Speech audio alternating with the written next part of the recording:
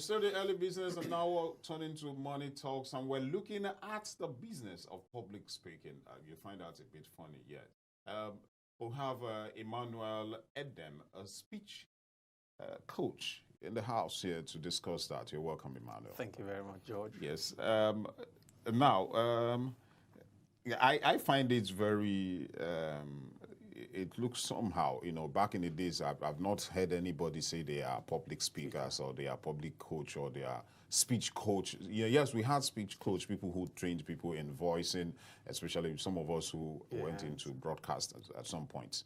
We had speech coaches, yes. But there were no people like public speakers who took it as a business. What's your take on all that?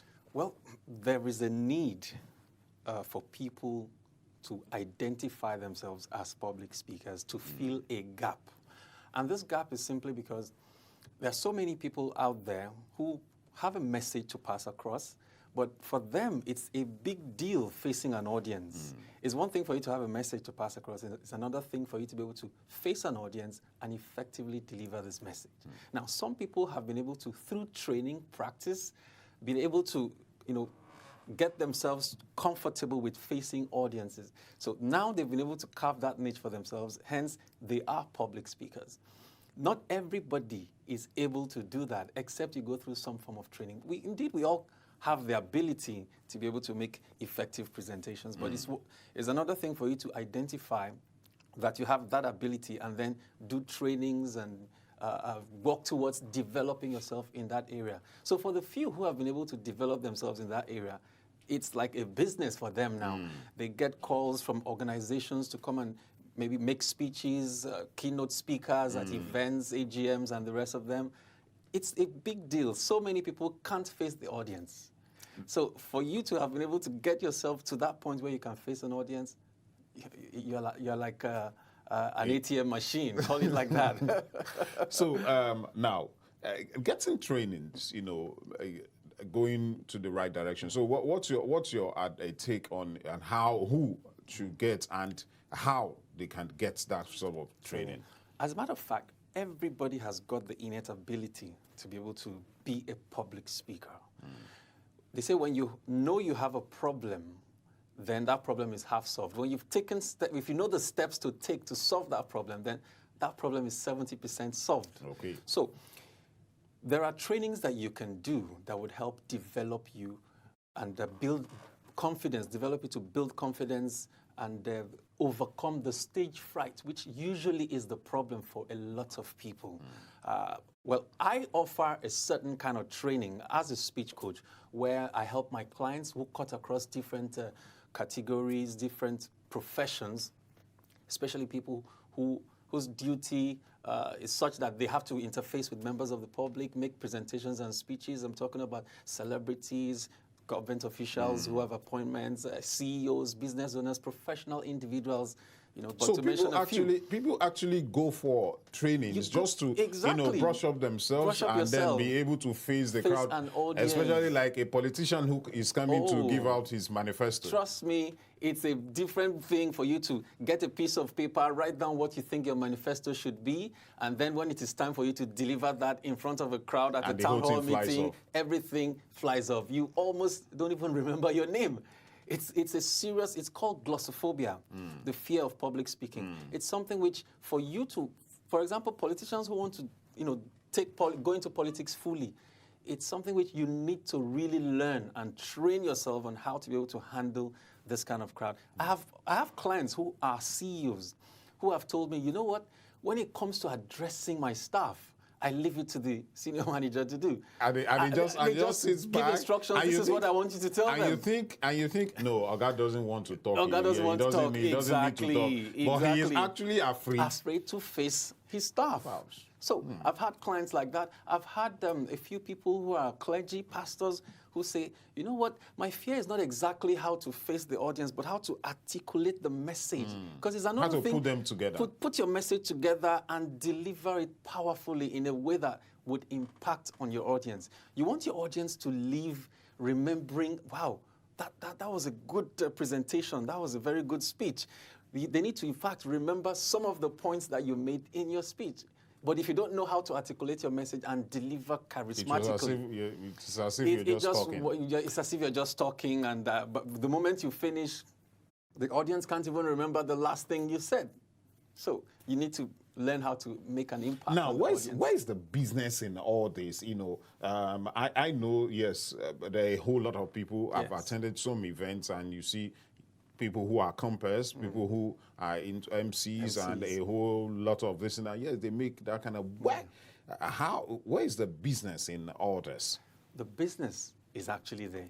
As a public speaker, you are the business yourself. Now, you'll be surprised that a lot of organizations and individuals who need to perhaps excel, push their company a step forward, either they're having a big event, they call on some of these public speakers, come, this presentation we want to make, come and do it for us. I thought that's supposed to be the job of the PR. That's supposed to be the job of the PR, but is the PR person confident enough to make an effective delivery? There are companies that have lost out on sales bids just because the sales team could not really put together a powerful presentation that would, woo their prospective clients. And when we say public speaking as well, it goes beyond just somebody standing and making a speech. There are people who have lost the opportunity for job promotions just because they find that their bosses or the management have found out that these people kind of look naive when it comes to speaking up at meetings, at presentations in the office. There's a conception that public speaking has to do with you just standing up and facing an audience, a large audience to speak. It starts from as little as 5-member committee having a meeting in your office. That's part of public speaking. You could be asked to come and do a presentation on a Monday morning in the office in the presence of all the managers and the other members of your team in the office. That's part of public speaking. I've seen situations where my clients have told me, you know what? In my office, I get along with everybody, I speak with everybody, but when it's Monday morning, when it's time to do a presentation and the boss is there, I lose my voice. I can't even articulate myself to do this. So for those of us speech coaches out there, there is a business. It's on the increase. The awareness is on the increase. More and more people are contacting us to say, you know what? I need to develop myself in certain areas. I need to be able to face this audience, articulate my message, and make an impactful presentation. But it goes beyond just identifying that and keeping it to yourself. You must reach out to somebody like a speech coach, which fortunately I am, who can take you through trainings that will be tailored to what your needs. Your needs may be different from the needs of another person. Perhaps you don't have a problem facing the audience. Your problem might just be, articulating the message. For some, the problem is facing the audience. So it cuts across. There are so many people with diverse needs. Someone once told me, you know what, when I'm doing a presentation to people that are about just 5 of them, I'm fine. But the moment I have more than 5 people and the crowd is getting to 10, I begin to stammer. So that's a problem he has identified. And I've been able to work with him over time, and he's a more confident. Now, this is more like an entrepreneurship skill. Yes. And people, it is not the buying and selling. The buying and selling you are doing here is your voice, your skill, and what you know, and how you are able to articulate and put all these words together and then dish it out there, and the person says, okay, so it needs, like you're hearing a voice from your grandfather, and you're listening to him, and he tells you the story of his life, though well articulated, and it sounds so great. So you remember it all your life, that this is what. But I have had some issues, there was one time I was teaching in the secondary school years back, and a supervisor came in. She sat down. I was teaching economics, and I had gone far, talk. She just sat down there and listened. And when I was done and everything, I was, happy to myself that, you've done well. I've done well. Then the next thing that came out from her when she was doing an assessment with me, she said, I listened to you. You were quite, you were audible, very audible. But I couldn't get what you were actually saying. And that now is hitting me, that back then, yes, maybe I had the issue of being articulate, being able to put you the understand? message Put the together. message across. Yes, my voice was audible, but I wasn't able to put all those things together. So that there's a flow, a logical flow. Now, for your type of lesson, what's the sort of trainings people need to go through, to become somebody like Emmanuel Edem? Well, there's a lot involved. We're talking about years and years of practice, dedication, and research. Well, you have to, first of all, believe in yourself that this is something you want to do. This is a line that you want to toe. You must have that confidence. And with every event that you handle, with every event that presents itself for you to speak, it builds your confidence as well. So there's a lot of training that you can do. I wouldn't want to go into how I got here. I wouldn't want to go into that. But I have trainings that have been tailored to meet diverse needs of people who want to excel in every part of public speaking, as a matter of fact. Just go back to your story in the classroom.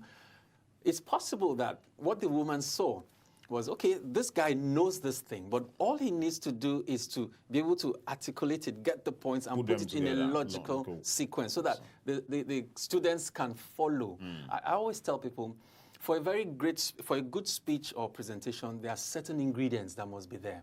Scintillating content, strong speech structure, scripting that is specific, memorable stories and examples. You must always start on a high and close with impact. Now, this looks ambiguous, like plenty of words, but for my trainings, I've been able to narrow it down to 3 basic concepts: content, structure, and delivery. When you have the content, and you are able to structure that content in a logical sequence that your listeners can actually follow you in their mind's eye. You're painting a picture. Those pictures last longer than just listening to mere words. You must paint a picture in the minds of your audience. It's like listening to a song, you can't see the video, you can't but see, you're you're creating picturing, that the picture video. is what will make you always remember it. And lastly, delivering it in such a way that they can see the passion, the confidence with which you deliver, using all your gestures, eye contact, body language. All this send message, positive message that help you connect with the audience. As long as you can connect with your audience, your message would always be impactful. As long as you connect with your audience, yes, the message would always be impactful. And there are 2 key ways you can connect with any size of audience: intellectually and emotionally. Well, I don't know how much time we have, but maybe I can. We have enough time. We have enough time. Let's go on. All right. To connect intellectually with your audience, you must be able to appeal to the logical side. When I train sales teams who want to improve their ability to present, sales effectively, I always tell them, what if you have a project you just discovered? Look, this project would be a very good project for our company to undertake. But then it was not in the budget for us to spend anything on this project. Now it's your job to convince management that despite this project not being in our budget, but it is good for us. Now, management usually will be skeptical, so let's hear your argument. You must be able to use data, reasonable arguments, statistics, examples, different things to be able to convince the management. They must see the logic in it. At the end of the end of it, they must see the logic and reason with you. Okay, this is why we need to invest in this. So if you can connect with them logically, then you have been able to, send your message, drive your message home. The other way is to connect emotionally. Emotional connection really is easy. It's about being able to involve your audience in your personal stories. There will be stories and examples, events that have, made an impact in your life in the past, which is in line with the message that you are trying to pass across. People always love to listen to stories. Of course. Especially if it's a good ending. So look for stories that can make an impact, stories that would further buttress the points that you're trying to make in every presentation. And once that story is able to captivate the audience, then they get your message. So you're selling. You're selling at that point. What's the difference between being a public speaker, like you just said now, and being maybe a compere or an MC whatsoever. Okay, now we have to go for this very short break before Okay, we that's go fine. into that. We take this very short break now. When we return, we'll still be discussing with Emmanuel Edem, the speech coach, on business of public speaking. It's still Money Talks. We'll be right back.